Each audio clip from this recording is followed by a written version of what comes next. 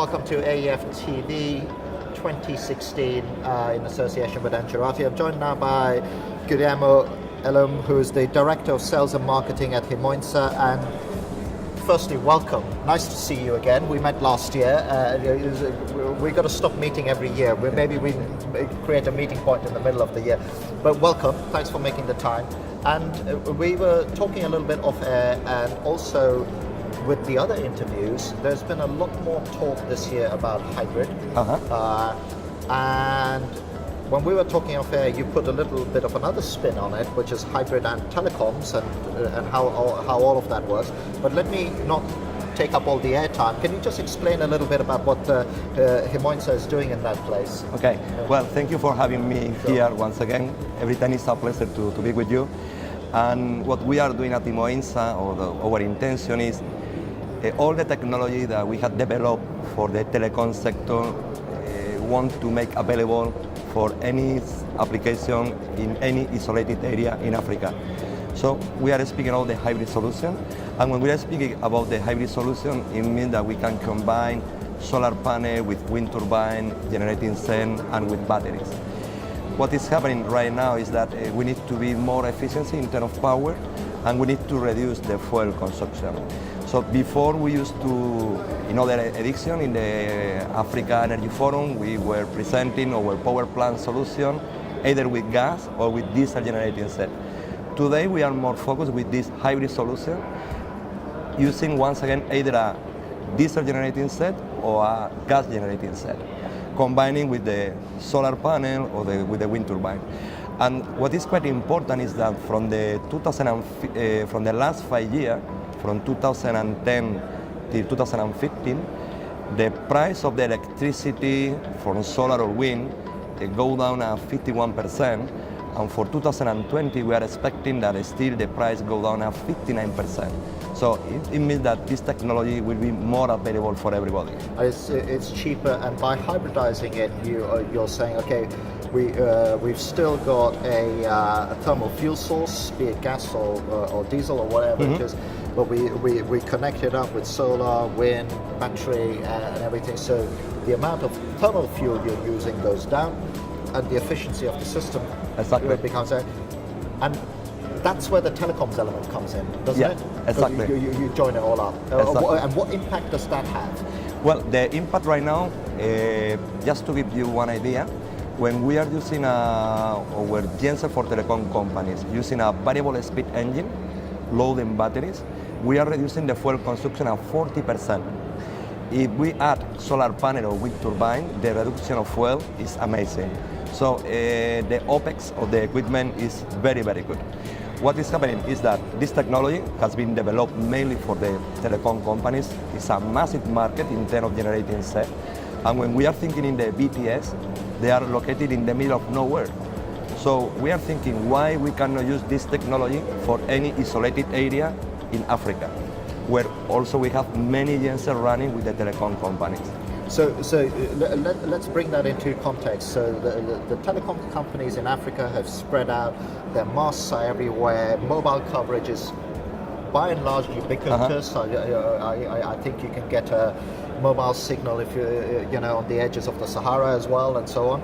And what you're saying is, why don't we piggyback off the back of that, because those masts need power and everything, to create these microgrid, these power clusters. Exactly. Is that it? Yeah. Well, the idea will be why we cannot use this system for a farm, for instance. Why we cannot use this system for a small village? A small city. So this is the idea. Technology must be available for everybody. So technology, sometimes we are starting, as I told to you before, we were speaking of the price of the solar or batteries or wind turbine. Prices are going down. Why? Because these technologies are starting to be more popular, and it's starting to be more popular because there is a massive production of this equipment. So you're getting the economies of scale driving down the price. So in essence, what you're saying is that your business is almost going away from being, and these are my words, so correct me, like a point solution, say here's a gas turbine, here's a diesel generator. You're almost becoming more of a systems integrator. You're becoming a tech and networking company, because that's what it needs to be. That's a shift, isn't it? Yeah. Well, for us, the advantage that we have is that since we are a vertically integrated manufacturer, we are able to adjust the product, or to adjust the product for the solution that the market is looking for. What we are trying is to go every time one step ahead. So what we are doing, designing new solutions coming from the generating set and coming from our factories. And we want to support all these solutions through our distribution network in any part of the world. So when you design those solutions and you look at it, can you just bring to life a little bit about where you're going with it? I mean, where are you seeing those designs? And then I know when I talked to you last year, you go primarily through a distribution network, but you're also on the ground a lot more now, aren't you? Yeah. Well, the idea, sorry, the idea is. To make this solution available for everybody, so that's why we are using this distribution channel. But what is happening right now is that the power demand is growing every year. The problem is today is how to storage the power, how to transport the power, and how to make the power available for everybody. So now that we are doing is all the solutions that we are doing in Europe or we are doing in North America, we want to do worldwide. For instance, when we are speaking of power plant, everybody's thinking maybe in Africa or Latin America, but we have delivered 20 mega power plant here to the United Kingdom, and that we are on the backup of the grid. So if there is a demand, a growth in demand of the power, or the frequency is not so much stable, all these gensets are synchronized with the grid and start to run in less than 7 seconds. Right. It's a concept of peak saving, we can say.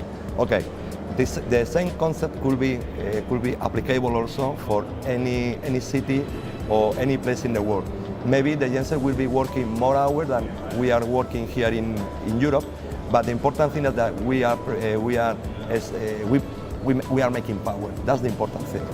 And the other announcement you're going to make tomorrow, so we're getting a bit of a scoop here, is you are going even further into Africa. I'll let you tell us what you're doing, but you're opening up new offices and things exactly. Like that. Well, as you know, we have a subsidiary in Angola.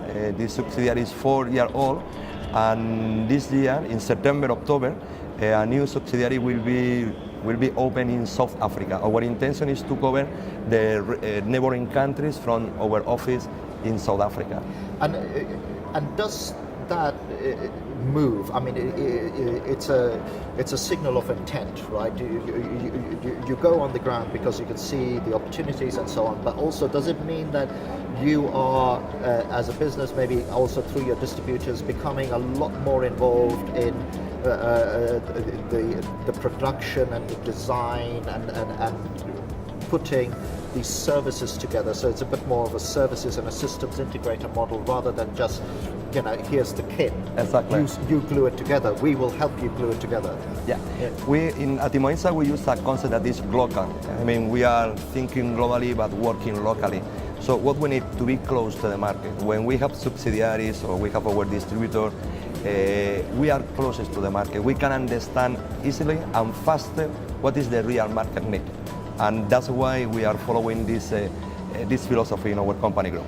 And just sort of as we're coming to the end of our time here, it's amazing how quickly it goes when you have an interesting conversation. It's like, I have seen, like from my start of covering AEF 4 years ago to last year at Dubai and Barcelona and so on, there's a whole sea change of shift talking about off-grid. In the beginning when I covered it, it was almost like that was a taboo word. It was like, no, you can't talk about off-grid, that's not going to work, it's going to cause too many problems.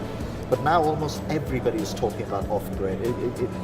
Is that driven purely from a fact that, look, we need to do this fast and the on-grid way will not be as fast, or is it also the technology that's coming? The technology is coming, and this is very important, but also what is happening that for many companies, to secure the power availability in remote areas is very difficult and very, very expensive. So sometimes they prefer to say, better if you are off-grid and you are making power by yourself. Apart of that, what is happening in Europe, depending on the market that we are, we can sell or we can sell power to the grid, or we cannot sell power to the grid. It depends on the market. But the important thing is that at the end, because of the power demand, it seems that people need to be a little bit independent. So people need to make his own power and to secure his own power. And just a final piece, you mentioned gas earlier on, and that's another narrative that I'm seeing through. Is it's like more and more people are talking about gas in here. Why is that? Is that because what's happening in the gas market with LNG and the ability to transport that, even physically, is that what's driving that conversation? Because again, it's one of those things where you mentioned gas, where people are like, oh no, it's not really. Where's all that coming from? Well, the problem, many times the main problem is that the gas availability. So because it's true that it's cheaper to make power with gas than with diesel, for instance. Sorry, the main issue is in some areas to get the access to the gas. In any case, for us, also we have developed a special equipment where we can integrate the LPG inside the generating set. Right, so it's in the exactly. The so we set, have like instead of having a diesel fuel tank, we have a gas tank. Right. And that goes back to that whole hybridization and exactly. Once again, still with this, when we are making a hybrid solution, still when we are using gas instead of diesel, once again the OPEX is much more interesting. The cost of the power is cheaper than using other sources. Look, thanks very much. I'm getting signals that we've come to the end of our time. It's been a pleasure talking to you. Thank you very much for watching as well. I mean, it just shows that the amount of activity that's happening, the fact that you're opening a new office and so on, and this whole hybrid power thing is incredibly exciting. I hope we can follow the conversation on next year. You can tell us a little bit more about what's happening. Thank you again for being here. Thank you so much for having me here, and hope to see you next year too. Exactly. Thank you very much for watching.